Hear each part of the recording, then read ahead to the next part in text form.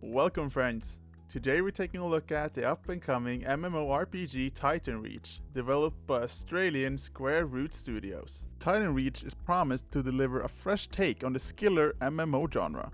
It has even been described as a spiritual successor to Runescape, but bringing a twist of third-person action-based combat. The game is set in the world of Elysia. We have already been teased that there will be dragons in high mountains and vast deserts. Like other MMOs, there seems to be a rich biome diversity. Though, unlike most similar games, the developers have said that they want to balance the way resources are distributed across the world.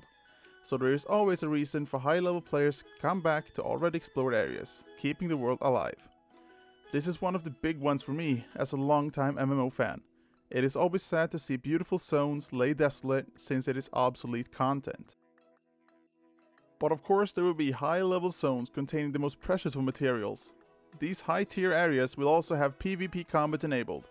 This is the high-risk, high-reward gameplay that we are used to in games like this. Whether the game will include full loot drop in PvP is unclear. The developers have said, when you die, most items are dropped upon death. So what do we know about the gameplay loop? Square Root launched a small tech demo during the fall last year, showing off some of the mechanics and art style of the game. Even though the game is very much a work in progress, the concept and goal is clear.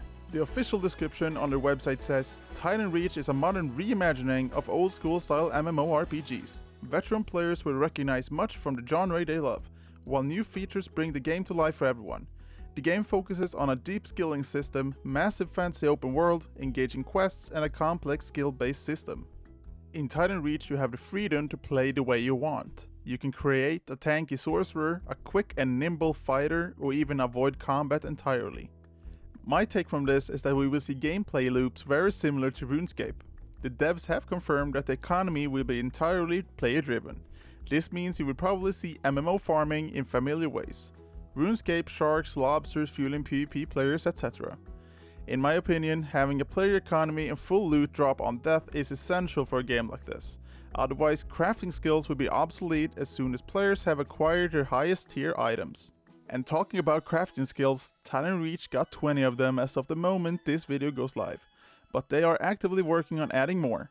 One of the skills that stand out above the ones we already know and love is occultism, the ability to buff your combat skills and weapons, and also your ability to harvest souls. I am very interested to see what that entails. Having skills in PvP is all nice and dandy. But what is the actual game content going to be?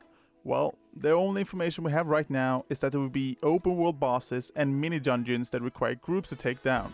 And with a soon to be implemented clan guild system, it should be easy finding friends. But there are more challenging content planned as well. Instance dungeons and even larger scale raids. But if you're more of a solo player, the Slayer system is in TitanReach. Much like RuneScape, the Slayer system offers bounties on monsters that grow increasingly difficult and rewarding with your Slayer skill. Or, if you like a bit more of a story, why not take on the various quests to be discovered around the world? Square Root Studios have said that they want to create quests that are not flat or chore-like. They want to take you on a journey across the world to let you explore and discover its secrets. But I am sure more news on in-game content is soon to come. So who is Square Root Studios and how are they funding the game? Well, at first they tried to fund TitanReach for Kickstarter.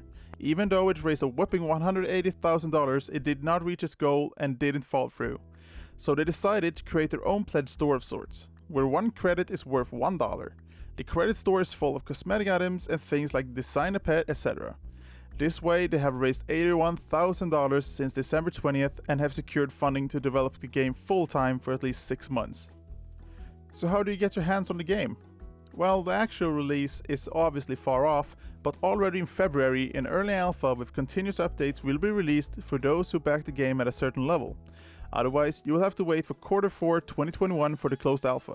Square Root have announced that the game will be running on a classic subscription model.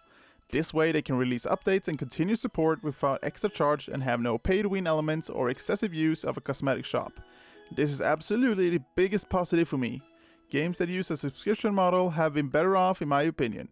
The steady revenue gives the developers the freedom they need to create quality content for games you love.